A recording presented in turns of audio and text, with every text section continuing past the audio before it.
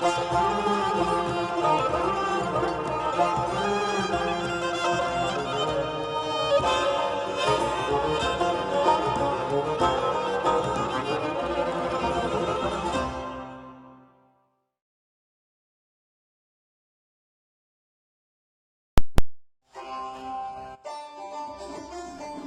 اللہ الرحمن الرحیم اللہم وفقنا لما تحب و ترضى۔ کسی بھی سلطنت کی بنیاد اتنی مضبوط نہیں ہے سوائے ہنر کے کہ جس کے سر پر خلافت کا تاج ہے۔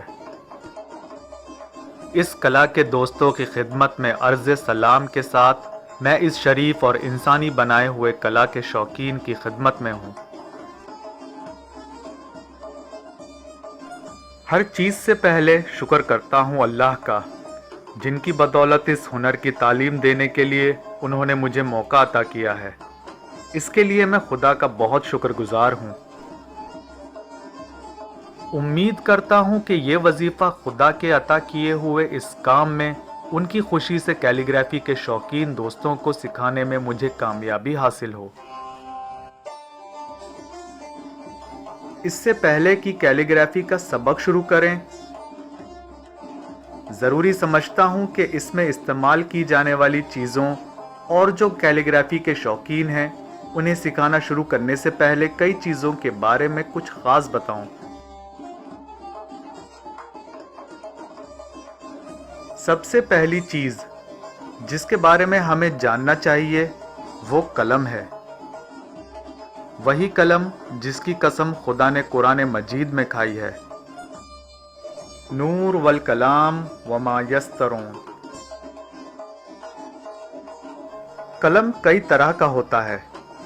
سب سے بہترین قسم کے قلم کا نام قلم دیز فلی ہے، جو اس طرح کا ہوتا ہے۔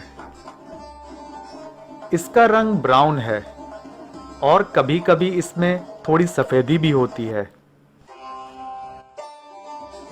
یہ اس کا اپنا رنگ ہے، اسے رنگ کیا نہیں جاتا ہے۔ اور جو ان میں سب سے اچھا قلم ہے، سب سے پہلے تو اس کی موٹائی ایک پینسل کے برابر ہونی چاہیے اور کہیں سے ٹیڑھا نہ ہو، ساتھ ہی تھوڑا گول ہو، اوول جیسا نہ ہو۔ اور یہ قلم کا وزن بہت ہلکا نہ ہی بھاری ہونا چاہیے۔ ایک مناسب قلم کو لکھنے کے لیے اس کی لمبائی بھی جیسے کہ آپ دیکھ رہے ہیں ایک پینسل کے برابر ہی ہونی چاہیے۔ ایسے قلم سے چھوٹے اور درمیانی شبد کی ماترا لکھی جاتی ہے۔ لیکن اگر ہمیں چوڑی اور موٹی لکھائی چاہیے، بہت سے قسم کے قلم ہیں۔ جیسے یہ قلم جو آپ دیکھ رہے ہیں، اس کی موٹائی کافی زیادہ ہے، اس لیے اس کا نوک بھی چوڑا ہونا چاہیے جس سے بڑے شبد لکھے جا سکتے ہیں۔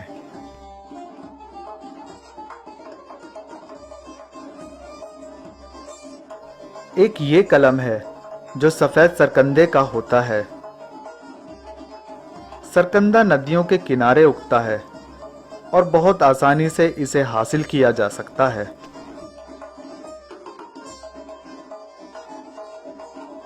ایک اور قسم کا قلم ہوتا ہے جسے خیزران قلم کہتے ہیں۔ یہ بے حد سخت اور مضبوط ہوتا ہے۔ کبھی کبھی یہ ایک طرف سے گول اور دوسری طرف سے چپٹا ہوتا ہے اور کبھی گول بھی ہوتا ہے۔ یہ بہت ہی مضبوط ہے۔ ہم اسے بیسک اسٹینڈرڈ کے اسٹوڈنٹ کو دیتے ہیں جن کے ہاتھ میں قلم بہت زیادہ دبتا ہے، اور اگر دیز فلی قلم ان کے ہاتھ میں دیں تو ٹوٹ جاتا ہے۔ ایک اور قسم کا قلم ہے جو فاوڑے کی شکل کا بنایا جاتا ہے۔ اسے نرم لکڑی کے ٹکڑوں سے بناتے ہیں۔ یہ بہت چوڑی لکھائی کے کام آتا ہے۔ کبھی کبھی چوڑی قلم کے اندر ڈال کر اسے استعمال کرتے ہیں۔ اس سے کئی سینٹی میٹر چوڑا شبد لکھا جا سکتا ہے۔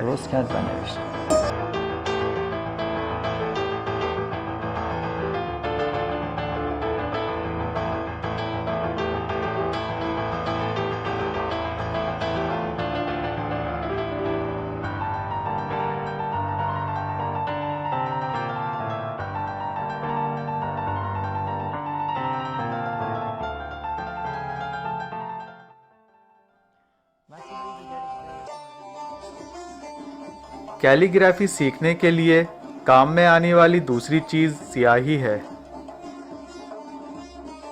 ये रंगीन या चमकीली काले रंग की होती है। इस इंक को इस तरीके की शीशी में डाला जाता है और ये कई तरीके की होती है जिसे हम दवात कहते हैं। ये शीशा, मट्टी या इस तरीके का भी हो सकता है।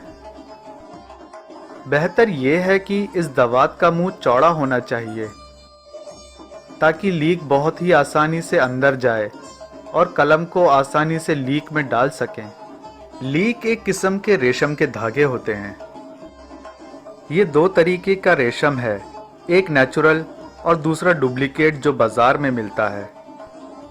ये जितना नाजुक और बारीक होगा उतनी ही आसानी से दवात में जाएगा। पहले इंक को दवात में डालते हैं, फिर उसे महफूज रखने के लिए लीक डालकर उसमें डुबो देते हैं। दवात में जो इंक डाली जाती है उसका अंदाज़ा उस कलम के हिसाब से होना चाहिए जिससे हम लिख रहे हैं। अगर मोटी और चौड़ी कलम से लिखना चाहते हैं तो दवात में इंक उसी हिसाब से ज़्यादा डालनी पड़ेगी। लेकिन अगर हम सीखने और प्रैक्टिस के लिए चाहते हैं तो दवात में बस उतनी ही इंक डालें, इस तरीके से कि अगर हम दवात को टेढ़ा करें तो इंक इससे बाहर ना गिरे। और कलम जब इसमें डुबोएं तो एक बे या सीन पूरी तरह से लिख सकें। ये हद और अंदाज़ा इंक का है जो हम इस बर्तन में डालते हैं। इंक को रखने के लिए कई तरह की शीशी, चीनी मिट्टी या धात के बर्तन मिलते हैं। पुराने ज़माने में कलमदानों में ही इस तरह से डालकर रखते थे जो चांदी की होती थी। अहमियत इसकी शेप का नहीं है, अहमियत ये है कि मुंह चौड़ा हो ताकि लीक आसानी से उसमें जा सके। कैलीग्राफी के लिए जो तीसरी चीज़ जिसकी ज़रूरत है वो कलम रखने का पॉट है या कलमदान है जो कई तरीके के होते हैं। मेज़ पर रखने वाला कलमदान इस तरह का होता है। और भी कई तरह के खूबसूरत ग्लास और मेज़ पर रखने वाले कलमदान होते हैं। ये ऐसे कलमदान हैं जो सफ़र में जाते वक्त साथ रखे जा सकते हैं। पुराने ज़माने में ये ऐसी शक्ल का होता था जो आप देख रहे हैं। इसके अंदर लीक रखने की जगह बनी होती थी और ये दराज की तरह खींचकर खोला और बंद किया जा सकता है।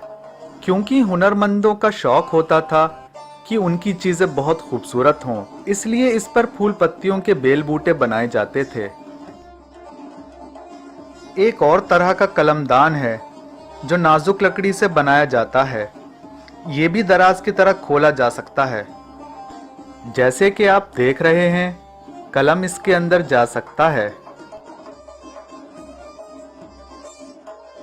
एक और तरह का कलमदान है जो ख़त्मकार के हुनरमंद बनाते हैं और इस तरह के डिज़ाइन से सजाते हैं। ये बहुत ही सुंदर होते हैं, जैसा कि आप देख रहे हैं, बेहद खूबसूरत होता है इस तरीके से। कलम रखने की एक और चीज़ है जो पाउच है, लेदर का पाउच बेहद खूबसूरत बनाया जाता है। इस तरीके से खुलता और बंद होता है। हम इसमें हमारा कलम और बाकी दूसरी चीज़ें भी रख सकते हैं। इसमें हमारा कलम महफूज रहता है और उनकी नोक भी खराब नहीं होती है।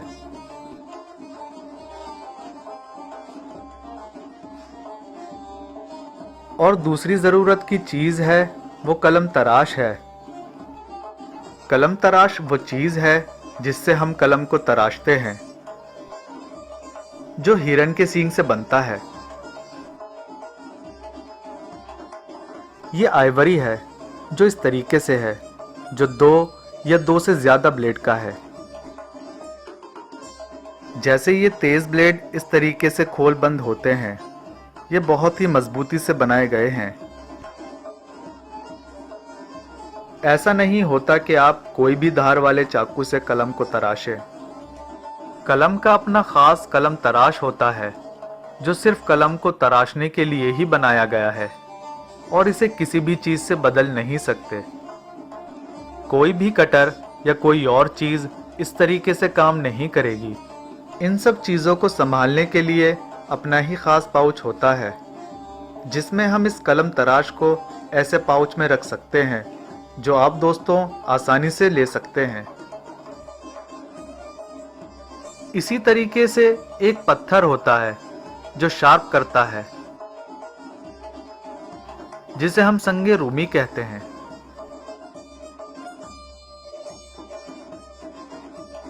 जब कभी हुनरमंद को लगे कलम तराश को तेज करना है, इस तरीके से हम इस कलम तराश को इस पत्थर से तेज कर सकते हैं।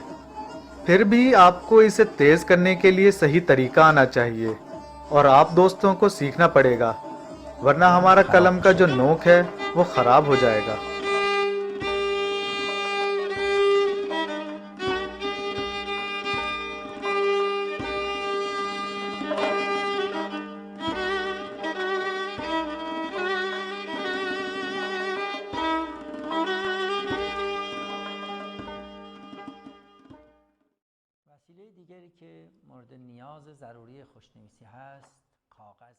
दूसरी चीज़ हमें जिसकी ज़रूरत है कैलीग्राफी के लिए वो कागज़ है, और कागज़ कई तरीके के होते हैं। बेहतर यही है हम ऐसा कागज़ चुनें जो न ज़्यादा धुंधला हो न ज़्यादा शफाफ हो।